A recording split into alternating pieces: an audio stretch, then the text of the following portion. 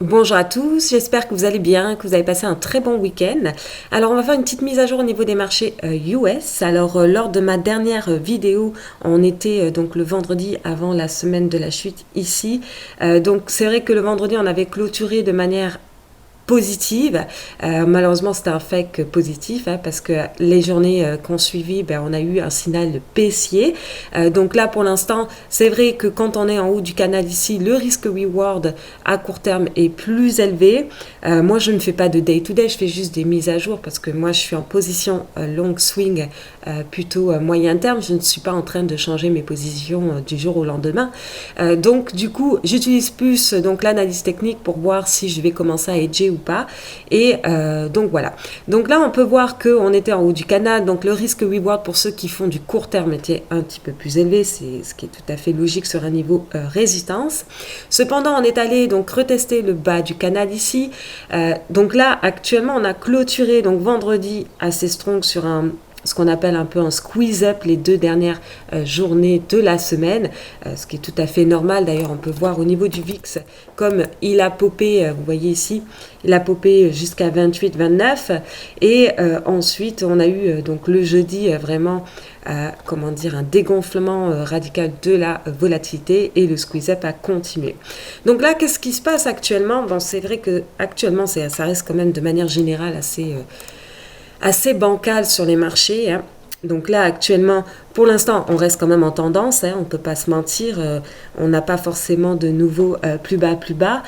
Pour l'instant, vous voyez ici, on a toujours des retests du bas du canal ici. Donc là, actuellement, d'ailleurs ici, si on reclôture en dessous, il y a des fortes probabilités qu'on revienne retester le bas du canal ici. Et ensuite, si on casse celui-ci, aller tester cette ligne de tendance ici.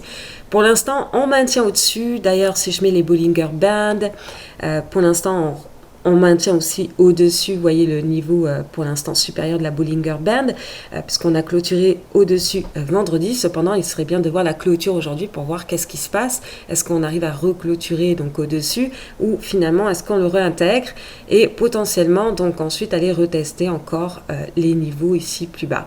Donc ce qu'il faut savoir, c'est vrai que c'est un peu... vous voyez, vous avez un gap ici qui est assez tentant. Donc ça, c'est sur le SP500, mais l'ETF, on a un gap ici qui est assez important depuis un moment. Finalement, on est allé donc sur ce niveau support ici parce que le gap a servi un peu de support pour le rebond. Donc, est-ce qu'on a un gap fake out, comme on dit en anglais, c'est-à-dire un gap fake out, c'est qu'on va tester le niveau du gap, on rebondit et ensuite on revient le remplir. Donc ça, c'est une probabilité. Comme je disais, de toute manière, pour l'instant, il faut qu'on ait une clôture négative pour éventuellement voir cette probabilité-là. Mais c'est vrai que ça, c'est un gap assez tentant qui probablement ira se remplir à un moment donné, je ne sais pas quand, mais à un moment donné. Donc là, on est vraiment au milieu de la Bollinger Band. Donc c'est un peu plus délicat ici. Donc il faudrait vraiment qu'on clôture au-dessus de la moyenne mobile 20 vraiment assez strong, assez fort pour continuer. Mais pour l'instant, on est vraiment, vous voyez ici, on ne sait pas trop qu'est-ce que ça va faire. Donc si on clôture en dessous, probabilité effectivement qu'on aille déjà remplir même ce premier gap ici. Vous voyez ce petit gap qu'on a ici. Et ensuite, probabilité d'aller remplir celui-là. Et donc, pour ce qui est du gap du haut ici, qu'on est allé re-remplir avec le squeeze-up, donc maintenant, on reste quand même dans une tendance, comme je disais. Pour l'instant, on n'a pas forcément, les indices restent haussiers, on reste quand même dans une tendance. On n'a pas encore cassé des niveaux vraiment beaucoup plus dramatiques, comme par exemple ce niveau-là. Peut-être que si on casse ce niveau-là, on casserait un petit peu la tendance encore à court terme. Et là, potentiellement, on irait peut-être chercher ce niveau. Hop, attendez, je vais dessiner, ça sera mieux. On ira potentiellement chercher donc ce niveau et ensuite potentiellement vraiment là pareil, pour l'instant on n'est pas encore ici, vers ici, hop, voilà. Mais là pour l'instant, tant qu'on maintient ici, il y a le rebond du canal, comme vous pouvez constater qu'on est allé tester à de multiples reprises, on a rebondi, on maintient au-dessus de la Bollinger Band. Donc maintenant on attend la clôture aujourd'hui ou demain, on va voir qu'est-ce qui se passe, mais cependant il n'y a pas forcément de signification grosse à la baisse. Donc au niveau du Nasdaq, c'est un petit peu, on va aller voir NQ, un petit peu la même chose. Donc au niveau du Nasdaq, c'est pareil, on va voir si on clôture au-dessus de la moyenne mobile 20 ici, qui reste, vous voyez ici un petit peu la zone de retracement, lorsque on a un signal baissier avec excès. Généralement, on a la petite mèche qui sort de la Bollinger et ensuite on retrace. Donc là, on va voir aujourd'hui si on arrive à clôturer au-dessus qui nous donnerait une continuation potentielle, ou sinon est-ce qu'on va clôturer négatif et donc aller potentiellement retester cette zone ici. Je n'ai pas les volumes profile, mais dans les volumes profile, cette zone ici a un volume assez important dans le passé, ce qui est tout à fait logique, hein. D'ailleurs, on peut le voir ici. Hop. C'est une zone assez importante de pivot. Et donc après, si on casse cette zone-là, ça risque d'être assez drastique. Donc voilà, au niveau du VIX, hein, comme je disais, le VIX a popé. Donc de toute manière, le VIX c'était... vous voyez ici, on a un canal baissier, donc à chaque fois qu'on vient retester le bas de ce canal-là, on a des probabilités, des fortes probabilités à ce que le marché se retourne. C'est ce qui s'est passé. Donc là, je suis au niveau mensuel. Donc là, on a eu un doji au mois d'avril, on a clôturé sur un doji, on est allé retester le bas de la trendline ici. Et finalement, ben voilà, on a rebondi. Donc c'est vrai que... vraiment, ici, là, quand on est sur les bas de ce canal ici, partir long sur les marchés est un peu plus risqué au niveau du risk-reward. Donc là, pour l'instant, on a popé, on a fait une petite mèche. D'ailleurs, au niveau du weekly, on a fait une grosse mèche, ce qui fait signal donc de squeeze up. Et puis ben là, pour l'instant, on reste quand même, voyant le VIX se maintient au-dessus de 20. Donc c'est vrai que si on clôture au-dessus de 20, même aujourd'hui, ça peut éventuellement porter un peu à confusion pour le reste. Donc là, lui, c'est pareil, si on clôture au-dessus de la Bollinger, bon, je ne sais pas si vraiment la Bollinger, c'est significatif sur le VIX, mais quand même, si on clôture au-dessus du niveau 20, il faut faire quand même assez attention encore sur les marchés. Au niveau du SPY et M2, hop. Non, pardon, SPY M2. Donc, en fait, c'est le ratio. Et voyons donc. C'est le ratio donc par rapport à comment dire, la monnaie supply, donc la masse monétaire, excusez-moi, j'allais chercher le nom. Donc ça ressemble en fait au graphique que je vous ai montré précédemment, sauf que lui, quand on dézoome, comme je vous l'ai montré à plusieurs reprises, on est vraiment dans une zone de pivot. Donc c'est pour ça qu'on a vraiment un peu, actuellement, c'est un peu indécis, parce que bon, ben, est-ce qu'on va avoir une correction plus importante, comme on a eu précédemment, comme en février 2018, comme en septembre 2018 jusqu'à décembre, ou en... février 2020. Donc là, vous voyez que c'est quand même la grosse zone de pivot. Donc là, c'est vrai que ça va être intéressant de voir comment le mois va se clôturer aussi, mais on n'est pas encore à la fin du mois. Mais est-ce qu'on va essayer, est-ce qu'on va réussir à clôturer au-dessus de cette zone-là, ou est-ce que on va clôturer encore sur un doji, et éventuellement, peut-être que ça peut être un peu plus volatile encore pour le mois d'après. Donc là, pour l'instant, c'est comme je dis, on est vraiment dans une zone un peu bancale, hein, une zone de pivot, comme on dit. Et d'ailleurs, c'est pareil pour le dollar, hein, on est vraiment dans une zone bancale. Donc là, bon, je suis au niveau mensuel, mais si vous constatez à chaque fois je vais aller au niveau du daily, le dollar, on essaye à chaque fois de rebondir dans cette zone ici, hein. Je vais enlever la Bollinger, excusez-moi, parce que c'est un peu... Voilà. On essaie de rebondir à chaque fois qu'on atteint cette zone ici.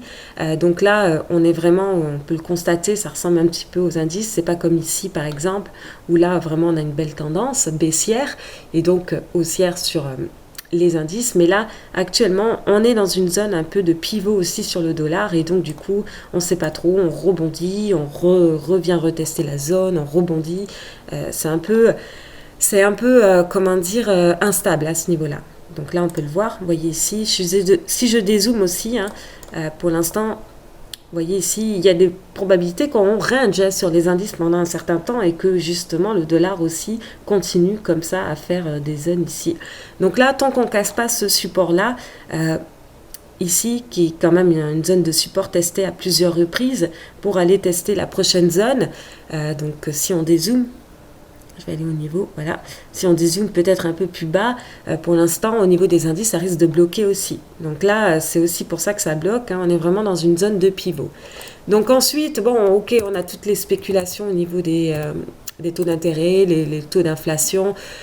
qui sont quand même élevés, mais de toute manière, le taux 10 ans reste toujours, vous voyez ici, on a une tendance haussière à moyen terme qui est toujours haussière, hein, comme on dit, on n'a pas fait de nouveau plus bas, plus bas. Vous voyez qu'ici, à chaque fois, à chaque rebond, on rebondit de manière assez importante sur les indices. Donc pour l'instant, au niveau du taux, on va continuer un petit peu de monter. De toute manière, les objectifs sont au-dessus d'eux pour 2022, donc on reste dans la logique, dans les pronostics, dans les prévisions de la Fed. Donc on peut aller vers cette zone ici. Regarde si on dézoome. Allez. Donc vous voyez ici, d'ailleurs, retester potentiellement donc ce niveau ici. Voilà. Donc ça, c'est au niveau donc des taux 10 ans. D'ailleurs, on peut le voir, par exemple, pour les obligations 20 ans, hein, parce que c'est à peu près la même chose. On peut le voir que pareil. Hein. Alors, normalement, lorsque les obligations descendent, les indices montent, et lorsque les obligations montent, les indices descendent. Donc ça, c'est généralement la corrélation régulière. Donc là, c'est pareil. On peut voir qu'on est dans une zone bancale, un peu comme le dollar. De toute manière, on est dans la zone vraiment bancale. Voilà, ici. Donc là, actuellement, après une baisse à peu près de 20% au niveau des obligations, ici, donc c'est pareil, si on ne casse pas, pour l'instant, tant qu'on ne casse pas ce niveau support ici, peut-être que ça peut retenir aussi les indices. Donc, il faut voir au niveau du dollar, des obligations, si on arrive à vraiment casser cette zone ici, il y a des probabilités à ce que les indices continuent aussi par rapport au marché. Donc là, c'est au niveau des obligations, on peut le voir, ça stagne dans cette zone ici. Donc c'est pour ça qu'on reste dans une zone, hein, comme je disais, même sur les indices, même sur le dollar. Pour l'instant, c'est indécis, je pense que le marché se prépare, mais pour l'instant, il n'y a pas forcément de mouvement vraiment directionnel. Sinon, dans le directionnel, pour l'instant, on peut surveiller le silver. Hein.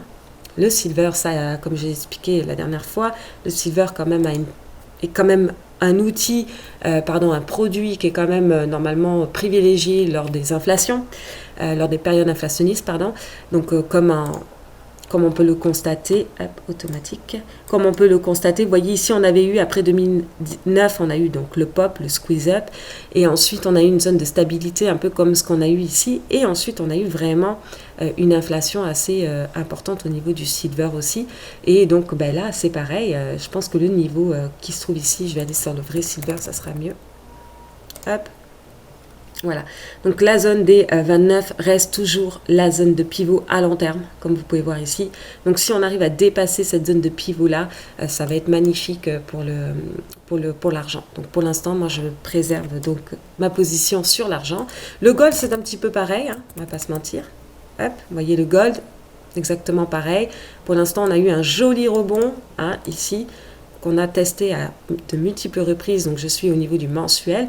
Donc là, le gold, il est parti aussi, comme vous pouvez constater, il est parti de manière assez importante. Donc après une correction presque de 20% aussi, parce il a corrigé de 18%. Donc là, on est allé retester le bas de la trendline, et maintenant, on repasse. On n'a pas fait forcément de nouveau plus bas, c'est juste que là, on a eu une correction sur excès de prix ici. Donc là, pour l'instant, le gold toujours en tendance haussière à moyen terme. Donc voilà, donc c'est un petit peu tout au niveau donc des marchés. Je vais juste aller vérifier qu'est-ce qui se passe, parce que là on est actuellement live. Hop, donc ça bouge pas vraiment. Donc voilà, il faut surveiller, hein, comme je dis, là c'est une zone vraiment bancale sur les indices, un peu indécise. Même au niveau du Nasdaq. De toute manière, au niveau des saisonnalités, vous le connaissez, je vous l'avais montré. Ça fait rien, faut le dire. Hein. Vous voyez ici, par exemple, au mois de mai, ça fait rien. Quoi. On est dans une zone un peu de toute manière entre mai et septembre. Généralement, vous voyez, on a une grosse zone de range en quelque sorte, là, avec des fluctuations assez importantes. Et fin d'année, on a souvent un rallye. Donc ça, c'est dans les saisonnalités, donc c'est ce qui se reproduit la majorité du temps. Donc là, on peut avoir, donc, par exemple, quelque chose de plus important au mois de juin, une correction plus importante, mais il faut voir la clôture du mois de mai, comment on va clôturer, est-ce qu'on va clôturer positif ou négatif, qui peut être un premier signal. Donc là, pour l'instant, on est dans cette zone un peu de pivot, de turbulence, ce qui est aussi un peu logique. Hein. On a eu quand même vraiment une tendance haussière assez importante qu'avec une continuité pendant un an, hein, depuis le Covid. Donc là, pour l'instant, on est dans la zone de pivot. Alors, il faut surveiller le dollar, les obligations. Et ensuite, on va voir comment le mois va se clôturer. Donc voilà, c'est tout pour aujourd'hui. Donc écoutez, je vous souhaite une très bonne journée. On se retrouve la prochaine fois.